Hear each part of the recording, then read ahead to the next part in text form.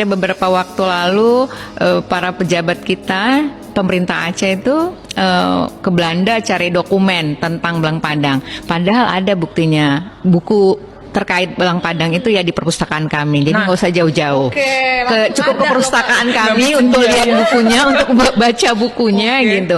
Jadi ada satu buku, buku itu awalnya buku yang ditulis oleh orang Belanda ya. Nah, jadi ada satu pejabat Belanda namanya Karel Hendrik Van Langen gitu. Jadi Van Langen ini adalah seorang residen di Aceh Besar. Tapi dia hobi menulis. Nah, dalam masa tugasnya di sini tuh ada sekitar 10 lebih buku yang dia tulis ya. Salah satunya buku yang ditulisnya berdasarkan dokumen Kanun Mekuta Alam. Nah, Kanun Mekuta Alam ini tuh ditulisnya di masa Iskandar Muda. Jadi ceritanya nih Belanda di tahun 1879 itu menyerbu Masjid Tua Indrapuri. Nah, dalam penyerbuan itu orang Acehnya mungkin posisinya terdesak mundur, mereka meninggalkan Masjid Indrapuri.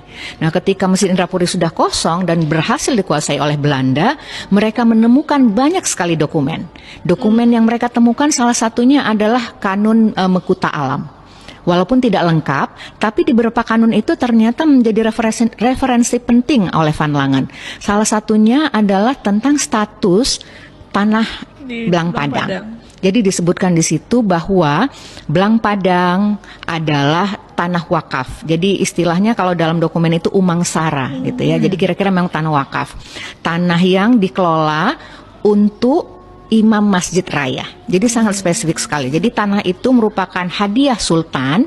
Kemudian hasil yang ada di tanah Belang Padang itu dimanfaatkan oleh imam masjid. Jadi imam masjid boleh mengelolanya atau mempekerjakan orang lain untuk mengelolanya, tapi hasilnya untuk Imam Masjid Raya gitu. Dan karena tanah itu tanah wakaf, tidak boleh dialih fungsikan gitu ya, tidak boleh menjadi harta warisan, tidak boleh diperjualbelikan.